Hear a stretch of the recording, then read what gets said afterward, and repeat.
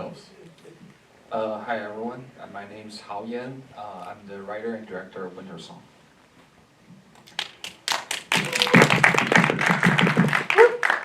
Hi, my name is Danni. I star in Winter Song.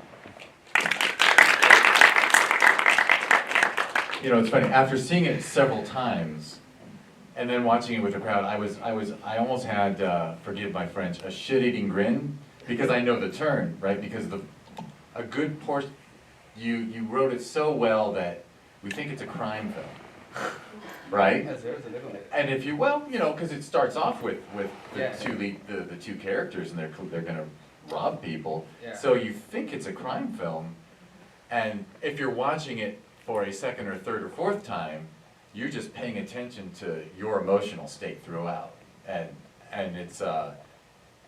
it's incredibly rewarding to watch twice. I wish we could show it to you again, but it really is just impressive work, and it really is so emotionally sophisticated, and yeah, I was really, no matter how many times I see it, I just wipe my eyes a lot. So thanks for helping an old person with no feelings feel again. But so what were the inspirations behind it? Originally, it's from a story I heard back in China. So it's a completely same story, but it's a local Chinese girl who experienced all of this. Not the brother part. It's just she sneaking in her biological parents' house and stealing money. That's the very original story I was heard from. But I actually had a lot of inspiration about this film, here and there from the novels and even music. So I just wanna write a story about someone who can, as an adult, you can really bring your back, or you can really looking back your cherished memory, and then remember who you really are. I just want to write a story something like this. Yeah. That's an incredibly powerful film about identity, because your character is. I love that scene in that chic motel where the woman is giving you a microaggression about having the last name Davis. Do you want to talk to that? Well, I have an Asian last name, so I can't relate to having a white last name. But I do feel, you know, I was born and raised in China. So moving to America and trying to pursue this career as an actor has been very, very hard on so many levels. And I felt many times, actually, my very first manager wanted to change my last name. Oh. She said, "Your name is too Chinese. This was like 10 years ago. Your name is too Chinese, so we should change it to something ambiguous." And I was like, "But I'm clearly Asian, like, how are we gonna do that?" And then she was like, I don't know, maybe something Asian, but like not so Chinese. And she was Chinese herself. And I was like, oh, maybe she really knows what she's talking about, because, you know, she's one of us. And then I was like, oh, how about my mom's last name, which is Sun, which could sound Korean. And she was like, yeah, good, let's go with that. But it never felt like that's my name. So I never changed it, and I stopped working with her. So, Yes. yeah. So yeah, being, you know, just having a different last name to like what you look like could be, you know, very hard to fit in. And yes, this film is about finding your identity, and I've always felt like I don't belong here in so many ways. But then at the same time, it's, you know, when we're making films like this and when I'm with people that, you know, we share the same values with, I'm like, oh, I'm exactly where I need to be, you know? Yeah. What was your question? Was that? Sorry, this is my therapy session. All that was interesting, and I was just going to ask if it really felt very comfortable being, or uncomfortable. How did it feel playing a character who is going through so much? Because you wrote it so well that we don't know why she left home and why she cut off from the adoptive parents. But oh my goodness, her reaction to looking at her adoptive mother, who is only been gone for 2 weeks. I just can't imagine the sense of loss she's feeling. That wasn't a question. I was trying to. But feel free to speak to. So she is struggling with her identity, right? She's struggling with that. The family she knew is gone. Yes, I think she left when she was with. I He can wrote answer. this. So. I can answer a part of it. The way I wanted to is she left her house because there is a culture issue, but a part of the reason is because the Davis family, they have their biological son, which is Ethan. Her brother was born, and this is something relates about because to write the script, I have interviewed several real Chinese adoptee, and they all share their growing story with me. Something very in common is they feel like they have to earn. They have the love is not like it born with us. It born with those adoptees. They feel like they have to earn it, especially if there is someone else, the biological son for the foster parents. They have this little tiny inner feeling. They have to fight with them. Of all the love, they have to earn it. So that's the very big inspiration. That's a very big reason I think Irene was left middle of her young age. Also, she's a very insecure person.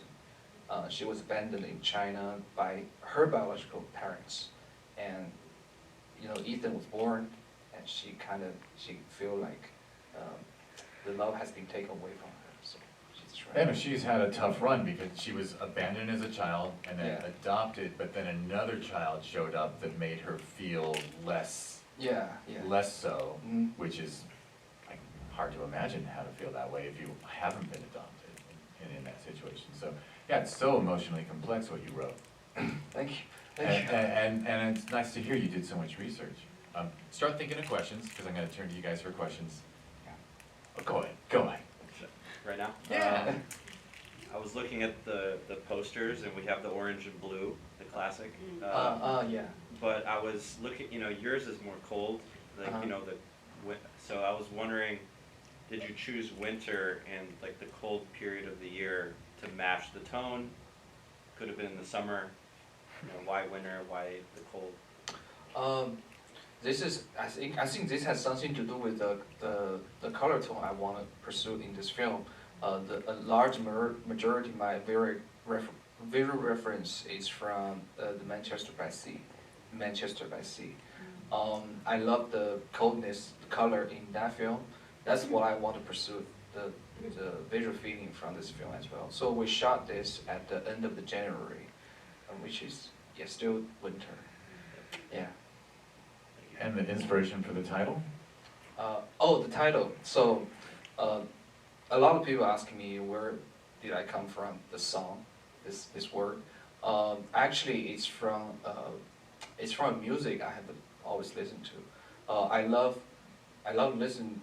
When I think about the shot list and storyboard, and when I think about the stories, I just love to listen to any music could relate to the story, could be playing. When I have this storyboard running in my mind, if I put this story, everything works. It just helps me a lot. So this word song actually is from the Silent Hill to the video game. So one of the music is called Love Song. I just think that piece is perfectly fits for Irene's experience. So I just took it. I just love that piece of music. And you sent me the music. Yeah, I sent her a bunch of music to listen to. yeah, just to listen to it before. Excellent. There's a hand in the back. For the actress, since this was a very heavy emotional role, did you find it easy or difficult when going into your character and coming out of it when it was that final wrap up? And if so, what did you feel that helped you to go in and out of that realm? No one ever asked me that. It's so crazy because I do lots of roles like this. It's in my wheelhouse, roles like this. And I like to joke that I feel like crying all the time. But I just put up this, I'm like, it's time to be social. It's time to, be the actor that socializes. It's time to look positive so other people can feel the energy off of me. I think, being an actor is already a tragic. It's like, why, right? You have so much childhood trauma, you don't know how to work it out, but like, put it out here, like, worst industry to be in. But then it gives you that freedom to, I guess, express your feelings. Because me in real life, I hold back a lot of things. And I think being in someone else's shoes, being another character, allows me to just go there, and my imagination takes me there, and I just let it have its life, and it feels rewarding afterwards when I know that I've done the justice for the characters that I've played. Yeah. All right, we have time for one more. Is there a hand? Thought I saw one. I can put on the glasses now. There we go. I was just wondering, I noticed that there was the dedication at the end of the film, and I was wondering if you wanted to speak to that, or who that person was. That's one of the real adoptee I interviewed. She provided a picture, so at the end of the film, Irene, the picture Irene was holding at, it's actually her. She gave me the real picture. Yeah, she shared with me a lot of her personal story. When she was I think she was adopted at her 4 years old. It was back in, she was adopted there, yeah.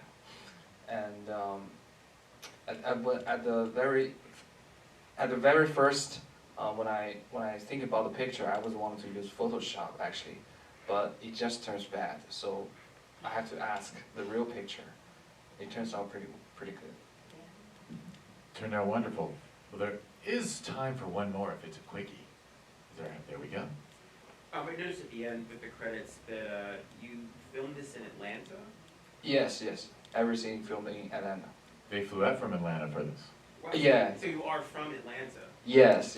Me and my producer Mandy and my executive producer Walter, we all fly from Atlanta. I just thought that was interesting. I'm from Atlanta. Oh, nice. And so I flew out because. And we adore the people who don't live in LA who fly out for this festival. All right, the screen just went dark. Guess what? Winter's Song is taking home the Programmer's Prize for Exceptional Filmmaking. Thank you. Sorry, when the screen goes dark for the next one and it turns off the mics. And now the screen for the next one comes up. Thank you everyone for